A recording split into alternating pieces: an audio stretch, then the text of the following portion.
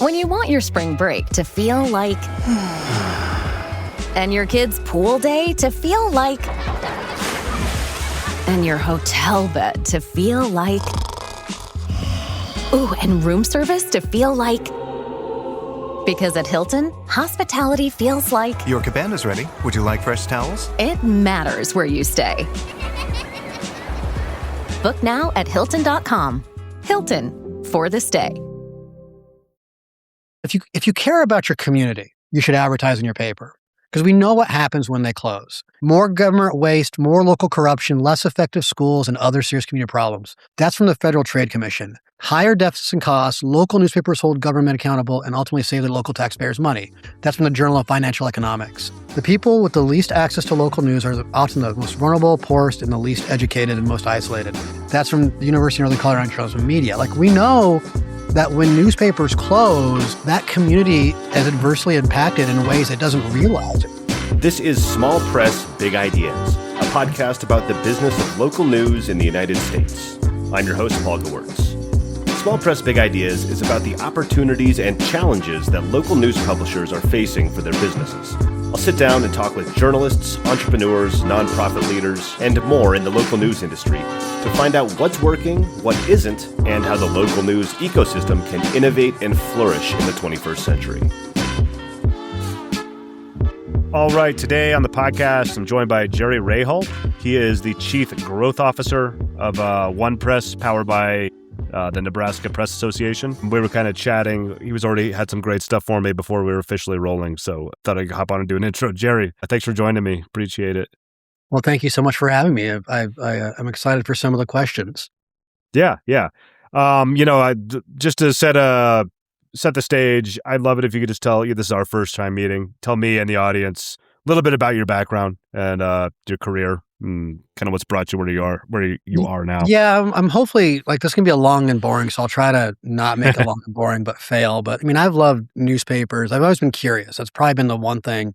I remember as a kid driving around and going from town to town and wondering about that community and wondering how that newspaper runs. I don't know why I had that thought process, and got involved with my high school newspaper. We were the only weekly high school paper in the Colorado, New Mexico region, which was awesome to be part of. And then went to college, and my degree was in journalism I started off with, and then got to college and changed my major like 12 times because every time I took a class, I'm like, that is so fascinating. I want to learn more about that. And ultimately I came to learn, I just like to learn. And so that curiosity, at first after college, I didn't go into industry right away. I did some other jobs, but decided, like, once my wife graduated from college, what I really want to do. And the one thing I thought about that never felt like a job was working for my college paper. My roommates thought I was crazy because I spent so much time at the college paper. Like, you work too much. And I never thought of it as work. And so took a pay cut, went to go work for the Rollins Daily Times as a sports reporter. My curiosity, like, I love sports, wanted to be a Sports Illustrated writer initially. But I just got curious about how other forms of reporting went. And that led me into becoming an editor in Oregon and Colorado. And then back to Rollins as the publisher, right? Because I became curious about and thought I could help a community paper become more than a community paper. And we did some really cool things in Rollins at that time. And during a deficit, 2008, when we were in kind of a downturn, Rollins had 4 of its 5 most profitable years in its history, in part because we really focused on local journalism, like better journalism, not trying to cut our way to profit, but trying to focus on putting out a better product. And that led me to Laramie, and we did a similar thing there where we, took a company that was in distress, had great staffs. I mean, to be real clear, like, this wasn't me, this was the other people around me who bought into a vision and really took it to the next level and took a company that had been losing money to being fairly profitable pretty quickly. And then Colorado Press came open, and there's some reasons for that, but I became really curious about, like, the industry as a whole. And one of the things I realized is I wasn't very digital advertising savvy, and the Wyoming landscape was not going to help me learn more about that. And so it was a tough decision, but left Laramie and went to Colorado Press, and really that was a company in distress, and we kind of helped turn that ship around and got it kind of back on stable ground.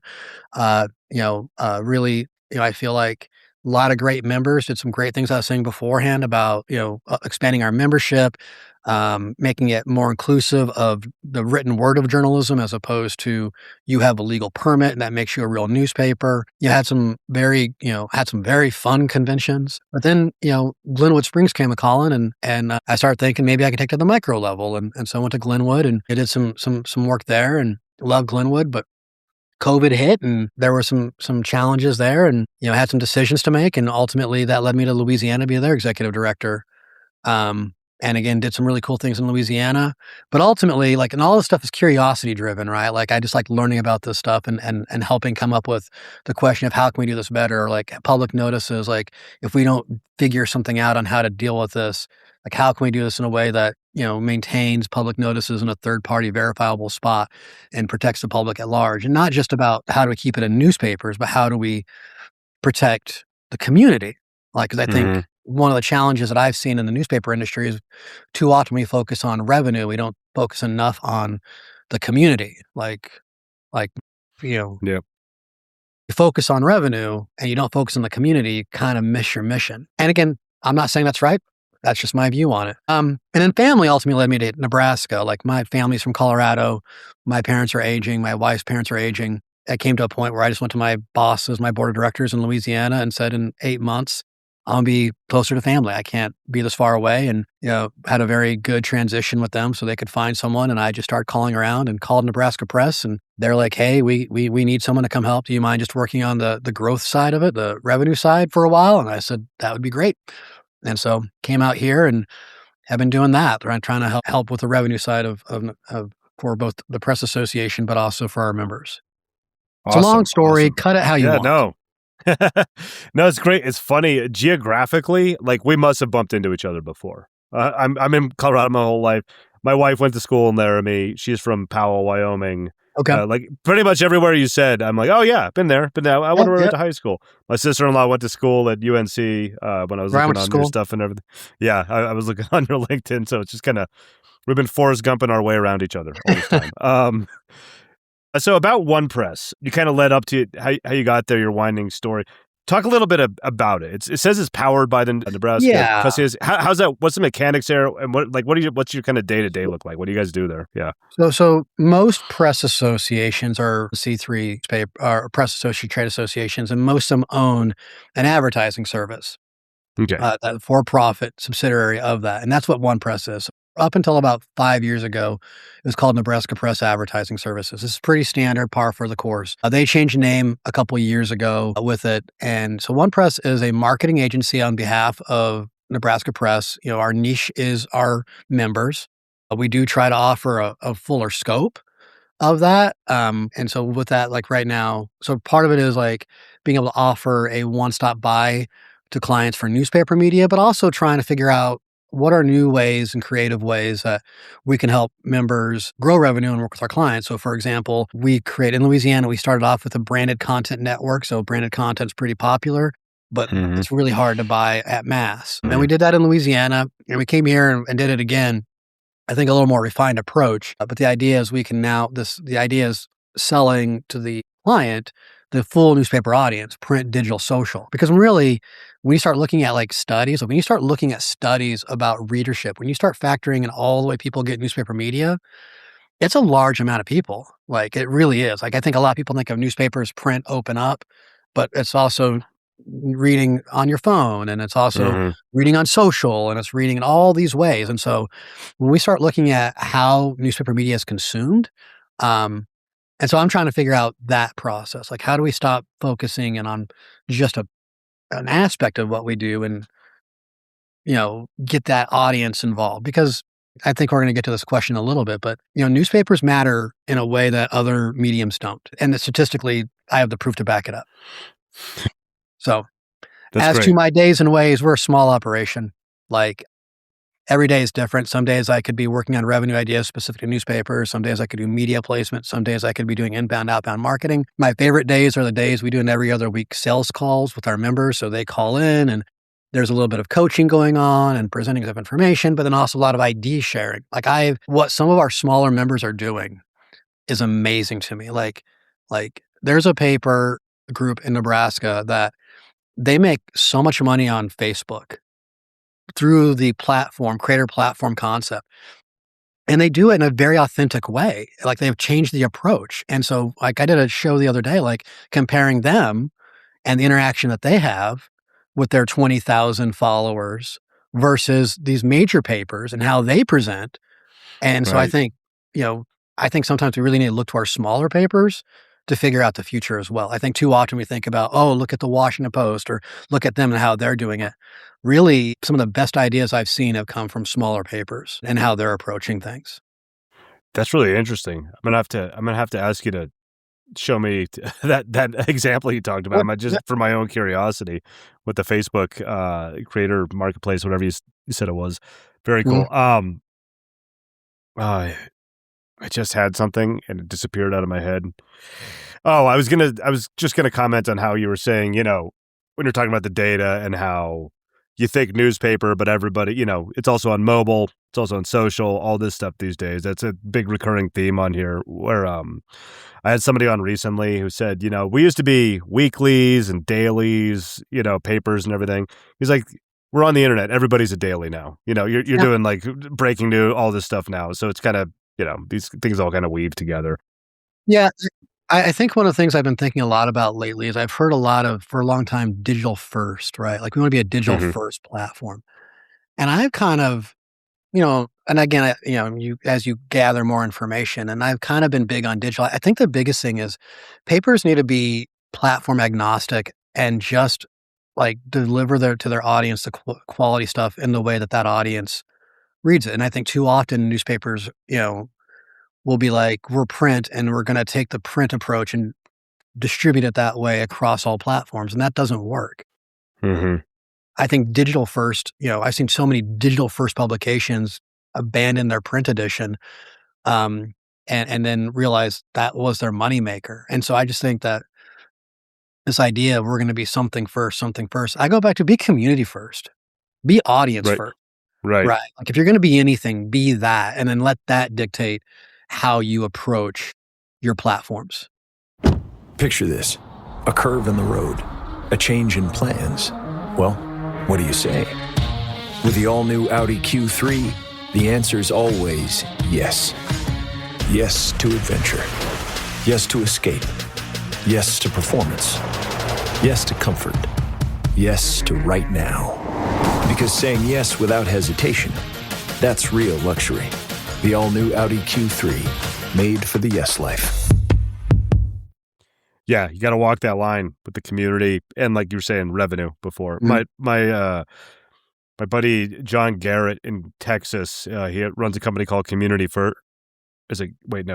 Impact down in Texas. They're like the largest independent news. His thing when he came on the podcast was phygital.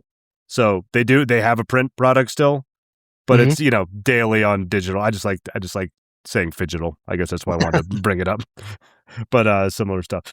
Okay, I had this question because I'm guessing you would have a take on it. Especially when you're coaching folks on sales calls and everything.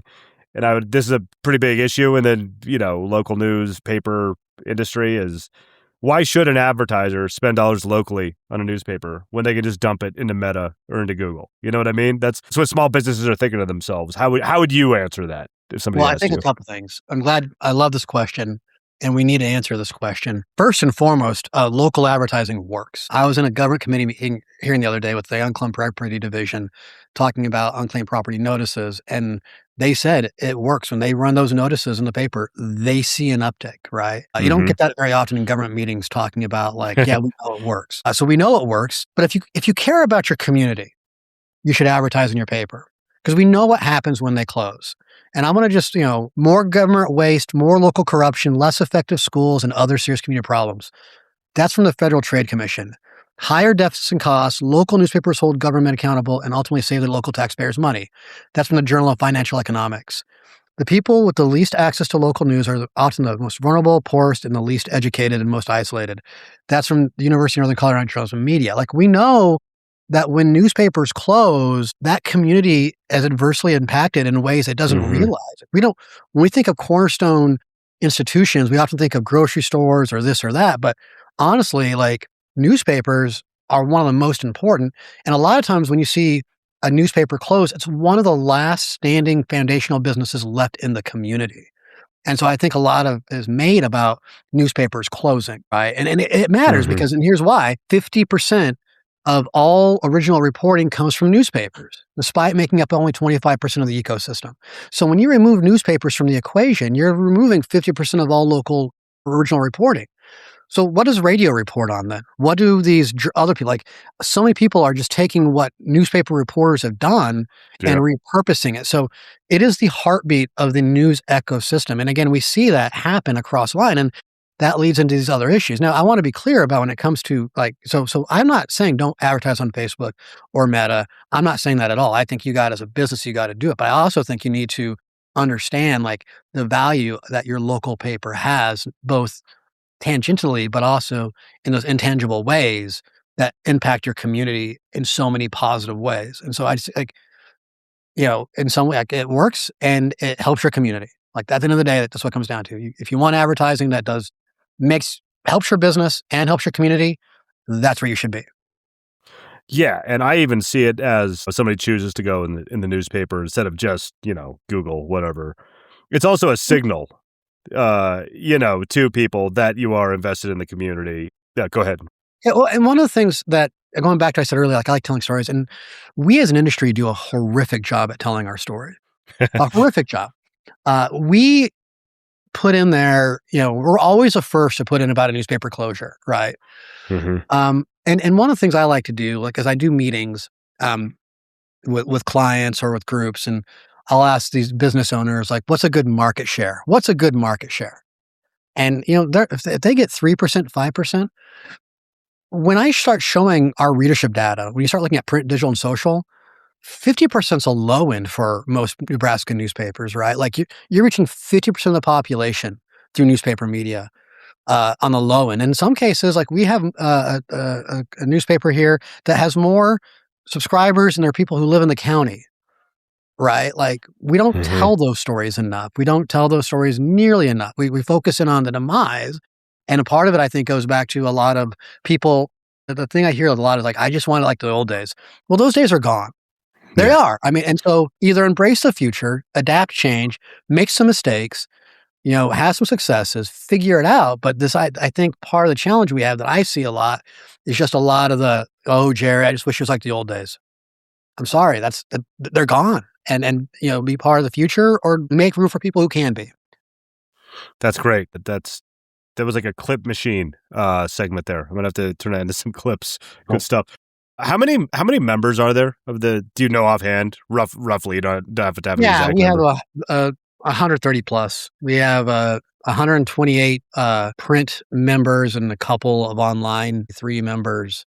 And then we have some, are kind of our business affiliates as well. So, okay, and because it's funny when I was talking about how we've run into each other. I also have family all the way in the corner, but also in Nebraska. So I was just curious if they're in a tiny town. But Benkelman, we have a paper there. Yeah, Scoop Media. Do we?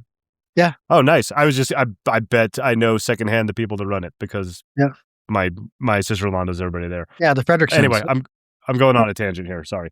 So the next question I had, because it's 2026, I'm legally required to ask you about AI because that's just what everybody talks about on every podcast in the world. What are your kind of overall thoughts on it? And I'm curious because you sit in a position where you talk to a lot of people at a lot of organizations. Yeah. And I'm curious what the conversations or what tools or what people are doing and thinking about the whole kind of ecosystem. Well, I've heard you ask this question on other podcasts. I'm excited for it because I have both a very healthy hope and skepticism of AI. Yeah. I think as an industry, the mistake we've always made is we're late adopters. We don't like it. This web, it's going to ruin us, whatever it's going to be. And so I think we need to embrace it with a level of skepticism. I also think it's a great opportunity because there's so much hallucinations out there. This is an opportunity for newspapers to be that trusted source, right? We need to capitalize on the fact that we are, truth, whatever that means to each individual, but that we have trained journalists who are going out there and getting the news and providing it to you in a way that as objective as possible to depending on the media. I won't say that's true for every person, but that is by and large our mission, right? And so Mm-hmm. I think as an industry, we need to try to do it. It's got a bunch of issues. I use it on a daily basis. I see it gets stuff wrong all the time, it gets stuff right all the time. It makes my job easier. I've thought a lot about like if I was a community newspaper, a small staff, like how I would use it. And one way that I would like chat GPT when I was a sports reporter, I came to learn like I wanted every story to be a home run, right? Every story to be great. And I came to realize not every story is Right. great. And so I'm like, if I was gonna go to a city council meeting that was like I know nothing and I just took my notes into chat GPT and said, sort this for me and then double check it and be done Mm-hmm. and it's copy edited and you're done and you can move on. Great, right? Like how do we utilize it in a way I wouldn't use it to like watch a video, but so I think there's just ways to utilize it. I think we need to figure out how to embrace it, make our job, as a tool and also take advantage of the fact that it's not perfect and it's going to have limitations. And that's where we can step in and say, we'll provide the news. I would like to see AI pay its share for what it's been stealing from us. Yeah. I think that this idea that I've heard some people say like that are so opposed to it, like it's not going away. And it's got Yep. real problems. I'm not saying it doesn't. I'm just saying like, I can wish the internet away if I wanted. I wouldn't, but it's not going away. It's our days and ways. And how do we take advantage of it? That's to me, the real question about AI is how do we take advantage of it for, to go back to that thing of connecting with our audiences. Yeah. Great answer. I agree. I forget how you phrased it, cautiously optimistic, but also Yeah. aware of. I think I was just talking to somebody earlier. I think that the hype is coming down just a little bit on AI, where everybody can do everything all the time. You can just vibe code your own app about this. It's going to do it. Nobody's going to have to work anymore. Like some of that stuff has subsided a bit. And the reality of how it's useful and everything is kind of becoming a little more clear, how most people use it. Mhm. Like you said, it speeds up so much. I use it. It's just a new tool. I could not do my job in the same way I do it now without using it every day. But Yeah. I'm not unleashing it on the world to do stuff for me. You know what I mean? Yeah. I think it's not only great for newspaper people, I think it's great for like, I don't know if you ever deal with this, but some days I have to deal with email and my brain can't do it. And I'm like, hey, Yeah. I'll just type in a poorly written thing. Like, here's what I want to say. Yep. Don't worry about if it's spelled correctly. It'll fix it. And it puts out something that 80% of the time I'm like, good. And I didn't have to like Yep. put that mental energy into that stuff. So I think it can be used in so many ways on so many different levels. Every tool is as much gives you as much power as you put into it. Yeah. Agreed. Cool stuff. I've been asking this one a lot too. If you've listened to the podcast, you probably know. Just flash forward 5 years. Once again, you sit in a very nice spot of dealing with 130 plus organizations or whatever. So where do you see yourself? Where do you see, let's just say, like your members as, businesses? What trends do you see? What do you see the landscape playing out in the next 5 years? Yeah, I think a big thing is going to be like, so right now we've been negotiating a law for over the last year. Public notices especially for small rural papers are such a big deal and they're always kind of under attack. And one of the things we're working on right now, would allow a traditional newspaper to switch to e-edition only and keep their public notices. And if that passes, we're going to stop hearing about conversations about newspaper closures. We're going to start hearing a lot more about newspaper transitions. Because for these small mom and pop shops, their biggest cost is their print, and that's only going up. And so to help public notices have both been they definitely are a great way to help inform the community and keep that newspaper viable and the community viable. But it's also in so many states, it can stop business, newspapers from coming up with new business ideas to approach things because you have to meet certain requirements. So to be able to expand that and change that, I think that would be great. That creates a good base because a lot of these really small communities, they don't have mom and pop shops. They don't have all these different things. And so to be viable, those are certain things that help. So I think my hope is, if we can get people to, I go back to what I said a little bit earlier about like, yes, some people are late adopters and want things the old way. Like if we can get people to say, hey, like we can keep the old ways, but we can also approach this in new ways, then I think we have success. So I go back to what I said earlier, like when people say newspapers are dying, I kind of be like, you better hope not. Like, Right. what does that mean for your community? Like, what does that mean if, when your schools perform worse or your health care gets worse because there's no one there keeping tabs on it or promoting or letting people know, or who's promoting your community as a whole? Like, what happens? So there's so many benefits to a newspaper being in a community that, I get there's days it's hard. Like right now, the economy is uncertain, things are crazy, but I'm also seeing some resurgence in print as well too. So I go back to what I said earlier is like being a bit platform agnostic. I think there's some need for tangible. I think there's some need for digital, and I think newspaper people need to be in a position to deliver on both. And that'd be my hope. Is that's kind of been my goal through some of these sales calls that I'm doing with members, is helping them figure out ways to make revenue in multiple pools. So, for example, that Facebook thing I was telling you about, I presented what one paper is doing and they're making money, and another paper, they went through the process and they're getting $20 a month now. And it's only $20, but as she says, it's $20, right? Like, it's just Right. like you just start taking all those different piles. And again, and most of our members didn't know they could make money off of Facebook that way. And so I think my hope, going back to the question 5 years, I do hope there's a lot more sharing of industry insight amongst each other, because what I've come to realize is so many of our members are doing great things, but they're in isolation. And one reason I like this is more of a nerdy thing on my side of it, but like we do, most press associations do conferences, but they're the worst way to learn. You go one time, you get all the stuff, and you leave, and you do nothing with it. So Yep. I love these sales calls because like it's a consistent, ongoing, reminder of what things that they can do, and we're seeing progress. And so from my perspective, my hope OnePress continues to help our members succeed in a variety of ways, whether that's us selling ads or helping them and come up with laws that help them adopt business models better, or just helping them be better at their day-to-day job. Because at the end of the day, we can only be as good as our members. If our members don't embrace digital, we don't really have a future. If our members don't take care of their print, we don't Right. have a future. If our members don't understand how social helps them, like, type of deal. So I think it's incumbent upon creating more and more learning opportunities, because knowledge is coming at us so fast now. It's hard to keep up. And if you don't have, and I'm kind of going on a tangent here, but like one of the things that blew my mind is, last year at our convention, we were talking about business plans, and I asked the room at our convention, how many of you guys have a business plan made in the last 5 years? And these are all smaller papers, and not one person raised their hand. Right. And so we are so focused on working in the business, we never work on the business. And so part of my goal with these sales calls is giving our members time to work on the business, like to break their days and ways, think about larger things, how they can make money, and have people to bounce their ideas off of. Like, it's got to be a community effort amongst community papers to help us all succeed. This episode is brought to you by Indeed. Stop waiting around for the perfect candidate. Instead, use Indeed sponsored jobs to find the right people with the right skills fast. It's a simple way to make sure your listing is the first candidates see.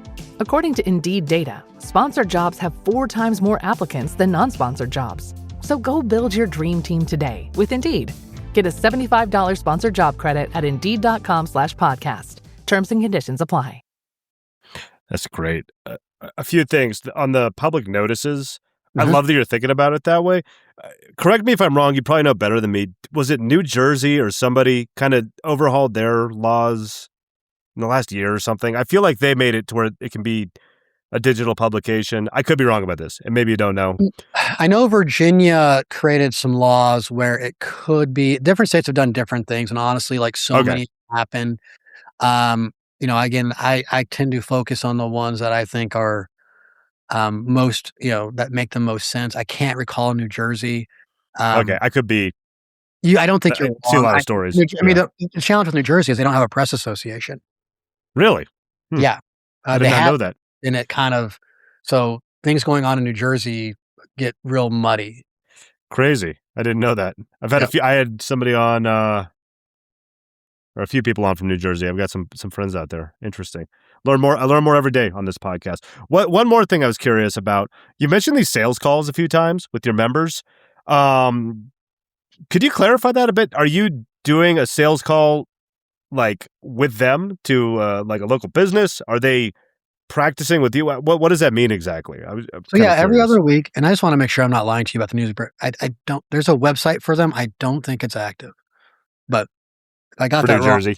Yes, I know it's It's all not good. very like it's been kind of they don't have an executive director. Gotcha. So what it is every. So I'm going to credit my wife for some of this because she has her degree, her master's in lifelong learning education, Okay. and kind of brought it up to me. Like I'm a natural curious learner. Most people are not. Like so, I'll kind of like I want to learn that. I'll go on YouTube or wherever and just teach myself. And she's like, "You're You and so me are in the same bucket. My wife finds me at 2 a.m. looking at Wikipedia on a random thing in the middle of yeah." the night all the time. Yeah. And only 10% of the population is like that. And so sometimes I get frustrated, but she's like, most people need that space. And so the idea is, we meet every 2 weeks. I try to keep it to 45 minutes to an hour. Starts off with like some random stats that I saw that they should know about. One session, I had them fill out a needs analysis. We sat in silence for 20 minutes while they filled out documentation. We talked about it because they won't do it outside of there. Last time we had someone come present on CRMs because a lot of these smaller publications like don't know, right? Like they're just getting through their day. I mean, we have people who bought their papers, right out of college here, right? We have other people who, moved to their town and the person's like, I'm going to close it and they bought it and have no background in newspapers, right? And so Right. the idea is to create a space for them to learn about like in general, but the biggest thing, like I said, I go back to one of the things I've learned is just how effective some of our smaller publications have been with social media, like, and how that they're making money or creating engagement. Like one of our members created a Brews and News, which is fantastic. And and it's nothing fancy, but they did in their community. And then people are like, I want to sponsor that. Right. And all Right. they're doing is one guy, they start talking about that week's newspaper, right? And so these are ideas that we're sharing. And so there's some training going on in general about sales and whatnot, but then also just a lot of, hey, I'm dealing with this. And so it's really just creating a community of it. And I've tried this in the past. In the past, I've tried a monthly sales call or this or that. And it's very driven by like a speaker. And in the past, I've also tried a sales call once a month where it was very driven by just, hey, what do you want to talk about? And so this time around, I've tried to make it more frequent so it's on their calendar, but also we're going to have some structure, but some flexibility with it. And I think that has worked really well to do so. And I get a lot of positive comments about like people, because again, it's hard in this business at times to feel very down, right? Like, oh, Hmm. I'm not getting this. But then, I mean, the coolest thing is when people reach out to me like, hey, Jerry, I did that, and it's working. And so, yeah, like I think it's, uh, you know, is it perfect? No. Are we trying something new and different and seeing what it does? And it may have its lifespan and end, and that might happen, but we got to do something. And I think the model that we traditionally try is badly outdated. And I mean that by press associations, once a year training, or, we're going to outsource this to News Media Campus and we're going to offer online. People don't go to that stuff. They don't. Like members say they want it, but they don't make the time to do it. And so I've tried a lot of different things and this has been the most successful. And honestly, those days are the best days of my week when I get to sit down and just listen to my members talk about what they're doing, their challenges, and how they're trying to grow. So I think I'm an advocate for it. That's great. Yeah, no, that's super helpful to other organizations, press associations, anybody that might be listening. So I love that kind of environment too. I'm guilty as charged. I mean, I'm not a news publisher, but sometimes I'll say like, yeah, I want to learn that. I want to do that. And then it just doesn't happen unless I'm, at a being held accountable or showing up to a call or something like that. On a Yeah. regular How many basis. free webinars do people sign up for and never attend? Yeah. Yeah. Right. Yeah. And so, and everything's still free. Again, my hope is to do it often enough that's on your calendar. I've come to find out once a month is not often enough. But two, like hopefully people find real value in it and they're sharing that with their other members, which we've had. Like the number of people who signed up for it has grown. The number who attend is about the same every week, but still better than anything else I've done before as far as training goes on a That's webinar great. basis. Cool. Well, yeah, thanks for sharing that. I appreciate that. That's everything I had written down. Chad, just tell people where they can find you online. What do you want me to link to? What do you want me to promote in the show notes? I mean, we're on LinkedIn. I'm on LinkedIn. OnePress is on LinkedIn. We're on Facebook. If people professionally want to get in touch with me, LinkedIn is a place to go. I don't tend to friend people on Facebook unless I really know them. Right. But, and again, the bigger thing, if there's any clients out there looking for regional or national advertising, reach out. And again, if people want to just share ideas with me, like I'm always open to ideas about what they're doing, what seeing success with and moving forward. But, email me at jerry@onepressne.com or any of that other jazz. So always open to conversation. Cool. And that'll all be linked in the show notes for this. So, just go down and connect with Jerry. He's got a lot of good stuff to say. Jerry, thank you so much, man. Thanks for taking the time. Yeah. Great to meet you. Great to hear all this stuff. Yeah. I really appreciate it. Yep. You have a good one. You too. Thank you for listening to Small Press Big Ideas. You can subscribe on Apple Podcasts, Spotify, or wherever you listen to podcasts. If you'd like to help the show, the best thing you can do is to tell a friend or colleague and just take a few minutes to leave a rating and a review on whatever platform you're listening to right now. It only takes a minute out of your day, but it really does help the podcast grow and reach more ears. Check back for new episodes every Monday. Tires matter. They're the only part of your vehicle that touches the road. Tread confidently with new tires from Tire Rack. Whether you're looking for expert recommendations or know exactly what you want, Tire Rack makes it easy. Fast, free shipping, free road hazard protection, and convenient installation options. Go to TireRack.com to see tire test results, tire ratings, and consumer reviews, and be sure to check out all the special offers. TireRack.com, the way tire buying should be.